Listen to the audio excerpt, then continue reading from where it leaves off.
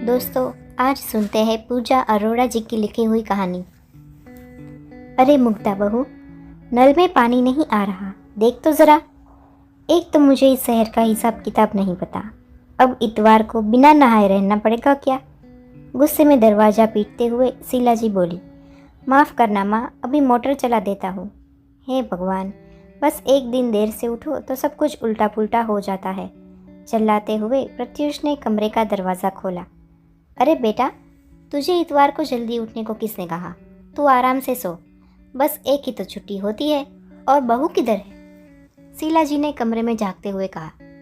माँ, मुग्धा तैयार हो रही है, आप भी नहा लो। अभी मोटर चलाता हूँ, पानी आ जाएगा। मैं आपके लिए चाय बना देता हूँ और मुग्धा के लिए नाश्ता। कहते हुए प्रत्युष ने मोटर का बटन दबाया और रसोई घर में चला गया। शीला जी को कुछ समझ नहीं आ रहा था। हैरानी से ड्राइंग रूम में बैठे माधव जी की ओर जाकर धीरे से फुसफुसाई।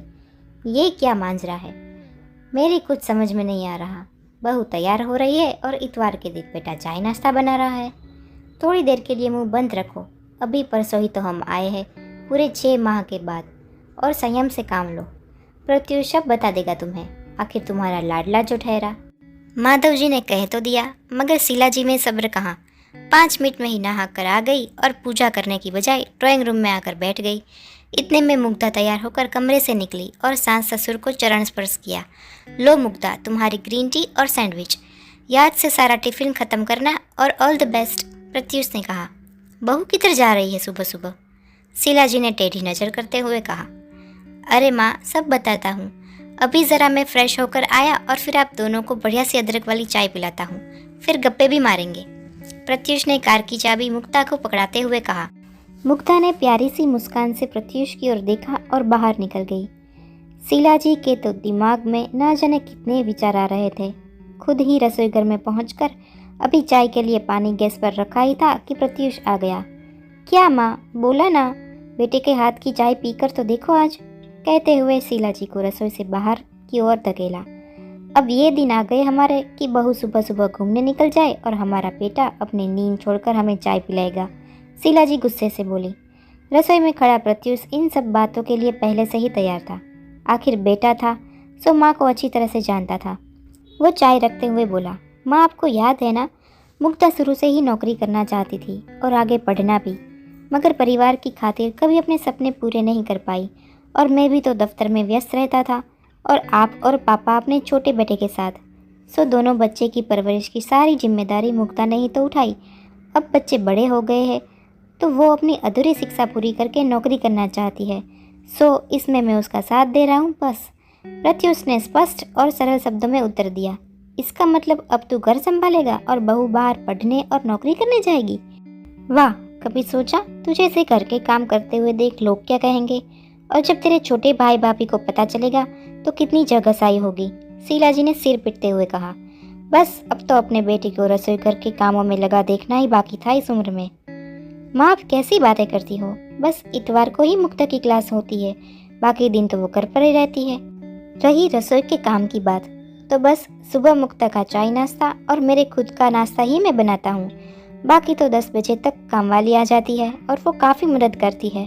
तुम्हें पता है माँ, मुग्धा के इतवार को जाने से दोनों बच्चों के साथ मुझे अकेले वक्त बिताने को मिलता है और उनके साथ मेरा आजकल रिश्ता भी मजबूत हो गया है। लोगों की परवाह तो मुग्धा ने भी नहीं की थी जब हमने उसे नौकरी के लिए मना किया था, फिर अब मैं क्यों करूं? अरे आपको तो फ़क्र होना चाहिए कि आपका बेटा आजकल घर के काफ़ी काम सीख गया और सच अब पता चलता है कि एक औरत घर में कितने काम संभालती है। हम मर्दों को तो अंदाज़ा भी नहीं होता। प्रत्युष की बात सुनकर शीला जी ने चुप्पी साध ली। अरे बेटा, तेरी माँ पुराने विचारों की है, सो इसको यह बात हजम नहीं होगी, परंतु तुमने ठीक ही निर्णय लिया, माधव जी बोले। वाह, इन्हें देखो, ये है आधुनिक विचारों वाले जिन्होंने आज तक पानी का एक गिलास भी नहीं उठाया। मेरे दोनों बेटों में मेरे ही संस्कार है। सुनिए जी, अब से सुबह की चाय आप ही बनाए करना। आपकी चाय के चक्कर में ही मैं पार्क में होने वाली योगा क्लास में नहीं जा पाती हूँ, शीला जी ने फैसला सुनाया। अरे भगवान, तुम्हें तो पता है ना कि मुझे उठते ही चाय चाहिए होती है और मुझे तो पानी भी उबालना नहीं आता। माधव जी को तो ये बात सुनकर चक्कर ही आ गए। अरे तो हमारा प्रत्युष कौन सा सब कुछ सीख कर आया था। देखो क्या मज़ेदार चाय बनाई है ना इसने आज। चाय की चुस्की लेते हुए शीला जी बोली। पापा आप फिक्र ना करो, आज से ही आपकी ट्रेनिंग शुरू। हंसते हुए प्रत्युष ने कहा। बेटा तुम बड़े शहरों में रहते हो जहाँ किसी के पास फुर्सत नहीं, परंतु हम जहाँ रहते हैं वो शहर छोटा है, आग की तरह बात फैलती है। भगवान तुम ही सोचो लोग क्या कहेंगे। शीला ने अपने पति से काम करवाया, माधव जी ने लोक लाज का तीर छोड़ दिया। लोगों का सोच सोच कर ही हम लोग न जाने कितनी इच्छाओं को मार देते हैं। सच कहूँ तो प्रत्युष ने मेरी आंखें खोल दी। अब तो मैं अपने और अपनी छोटी बहू के भी अधूरे सपने को पूरा करूंगी, शीला जी ने निर्णय सुनाते हुए कहा। इधर माधव जी के चेहरे पर 12 बजे हुए थे, परंतु प्रत्युष के चेहरे पर विजयी मुस्कान थी। जानता था कि परिवार में एक बदलाव की शुरुआत हो चुकी है जो अब थमने वाली नहीं है। दोस्तों, अक्सर हम समाज के लोगों की पुरानी रूढ़िवादी सोच के कारण अपने सपनों को तिलांजलि दे देते हैं। अक्सर सुनते हैं कि लोग क्या कहेंगे, परंतु आज मेरा आपसे एक सवाल है कि क्या जब हम लोगों की सोच के कारण अपने सपनों को छोड़ देते हैं, तब क्या हम उन लोगों की कसौटी पर खरे उतरते हैं?